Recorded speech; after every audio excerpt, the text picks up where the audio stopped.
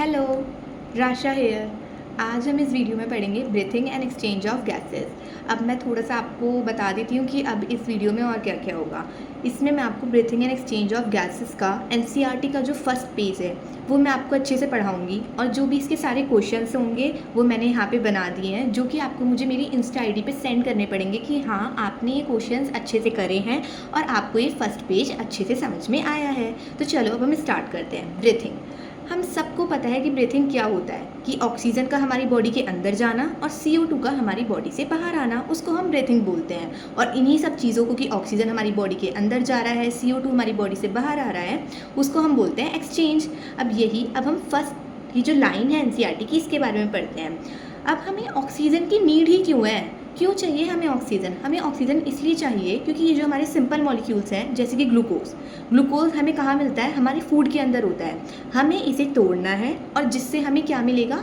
हमें एनर्जी मिलेगी, जिससे हम बहुत सारी चीज़ें कर सकते हैं। जैसे मैं अभी आपको पढ़ा रही हूँ, आप मुझसे पढ़ रहे हो, फिर आप मुझे क्वेश्चन बताओगे कि हाँ मुझे ये सब समझ आए, ठीक है? तो यही चीज़ लिखी हुई है। Oxygen is utilized by the organism to indirectly break down simple molecules. अब ये सिंपल मॉलिक्यूल्स के क्या क्या नेम है? Glucose, amino acid and fatty acid, जिसकी वजह से हमें क्या मिलती है? टू डिराइव एनर्जी, जिससे हम एक्टिविटीज़ करते हैं। ठीक है, पहली लाइन आप लोगों को क्लियर हो चुकी है। Carbon dioxide which is harmful is also release during the above catabolic reactions. It is therefore evident that O2 is to be continuously provided to the cells. की CO2 जो है वो हमारी बॉडी से बाहर निकालना होता है, O2 हमारी बॉडी को अंदर लेना होता है। ठीक है, अब इसमें एक चीज़ लिखी हुई है, कैटाबॉलिक रिएक्शन। कैटाबॉलिक रिएक्शन होते क्या हैं? कैटाबॉलिक रिएक्शंस होते हैं जैसे कि हमने ये सिंपल मॉलिक्यूल्स लिए, जैसे कि nutrient, glucose, amino acid, fatty acid. अब जो ऑक्सीजन है वो इन सबको तोड़ेगा, जिससे एनर्जी बनेगी, और एनर्जी से हम बहुत सारी एक्टिविटीज़ कर सकते हैं, उसको हम बोलते हैं कैटाबॉलिक प्रोसेसेस। अब हम इसको ऐसे याद कर सकते हैं, कैटाबॉलिक प्रोसेसेस। कैटाबॉलिक मतलब जैसे जो कैट होती है वो बड़ी चीज़ों को छोटी छोटी चीज़ों में तोड़ देती है, तो वही कैटाबॉलिक हो गया। ओके, तो बॉडी के अंदर कौन सी प्रोसेस होती है? Catabolic process. ऑक्सीजन को हमें प्रोवाइड करना होता है, जो कि हम इन्वायरमेंट से लेते हैं, और जो CO2 है वो हमारी बॉडी, हमारी सेल्स हमें निकाल देती है, मतलब हमें उनको निकालना होता है। The process of exchange of O2 from atmosphere, कि हम एटमॉस्फेयर से O2 को ले रहे हैं और CO2 को हम सेल्स से निकाल रहे हैं, उसको हम ब्रीथिंग बोलते हैं। पहला पॉइंट क्लियर।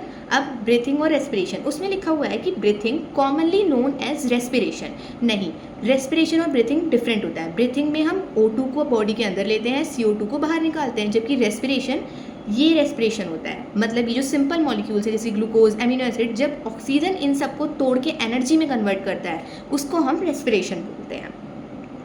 अब हम इसके फर्स्ट टॉपिक पे शुरू से आ जाते हैं। यहाँ तक हमने कंप्लीट कर लिया था। Has to be continuously provided to the cells and CO2 produced by the cell have to be released out. This process of exchange of O2 from the atmosphere, की O2 को हम एटमॉस्फेयर से ले रहे हैं और CO2 को हमारी सेल्स जो प्रोड्यूस कर रही हैं हम उनको बाहर निकाल रहे हैं, तो उसको हम ब्रीथिंग बोलते हैं, कॉमनली नोन एज रेस्पिरेशन। और इसके बारे में मैंने आपको बता दिया है कि ब्रीथिंग क्या होता है और रेस्पिरेशन क्या होता है। अब हमारा पहला टॉपिक कंप्लीट हो गया, मतलब फर्स्ट पैरा इस चैप्टर का। अब रेस्पिरेटरी ऑर्गन्स के बारे में थोड़ी सी बात करते हैं। मैकेनिज्म ऑफ ब्रीथिंग, मतलब सांस लेना, ये हमेशा मतलब सबके अंदर ना डिफरेंट होता है। अब ये डिपेंड किस चीज़ पे करता है? हैबिटेट पे, कि हम कहाँ रह रहे हैं, और हमारी लेवल ऑफ ऑर्गेनाइजेशन पे। अब लेवल ऑफ ऑर्गेनाइजेशन तो आप लोगों को पता ही होंगी, किसी 9th क्लास के बच्चे को भी पता होती हैं, कि सेल, टिश्यू, ऑर्गन सिस्टम, ये सब। ठीक है, अब इनके थोड़े से एग्जाम्पल्स पढ़ते हैं, और ये नीट पॉइंट ऑफ व्यू से बहुत ज़्यादा इंपॉर्टेंट है, क्योंकि इससे बहुत सारे क्वेश्चन बनते हैं। लोअर इन्वर्टिब्रेट, जैसे कि sponges, coelenterate, flatworms, exchange O2 with CO2 by simple diffusion over their entire body surface.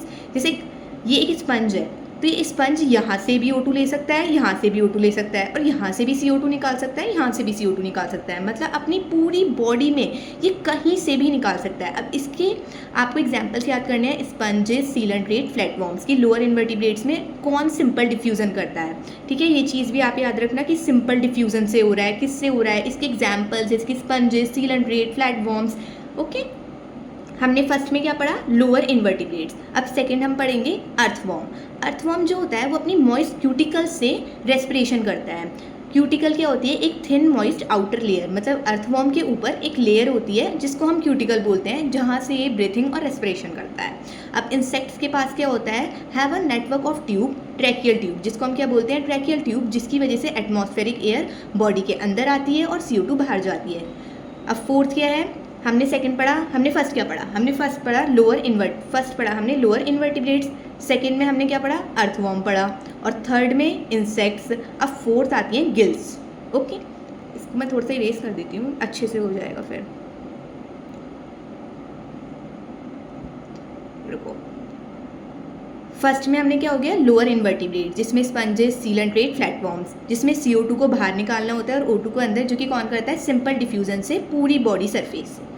Earthworm अपना मॉइस्ट क्यूटिकल यूज़ करता है, क्यूटिकल क्या होती है, थिन आउटर लेयर होती है। Insect network of tube use करते हैं, जिसको ट्रैकियल ट्यूब्स बोलते हैं। अब गिल्स, गिल्स कौन यूज़ करते हैं, एक्वेटिक आर्थ्रोपोड्स एंड मोलस्कस। अब गिल्स का ये जो नेम है, इससे बहुत सारे क्वेश्चंस आते हैं, और इसमें जब तुम AITS देते हो या फिर जो भी PWK LN के जो भी टेस्ट वगैरह देते हो, उसमें भी इस पे आ जाता है कि गिल्स की जगह ये चीज़ लिखी आ जाएगी, स्पेशलाइज वस्कुलराइज स्ट्रक्चर, तो इसको आप लोग याद रखना। और फ्यू वर्टिब्रेट एग्जाम्पल फिशेस। अब लंग्स, लंग्स में आता है वस्कुलराइज्ड बैग्स, ठीक है, जो कि कौन यूज़ करते हैं, टेरेस्ट्रियल फॉर्म, जो कि ज़मीन पर रहते हैं, रेप्टाइल, बर्ड्स, मैमल्स और ओके।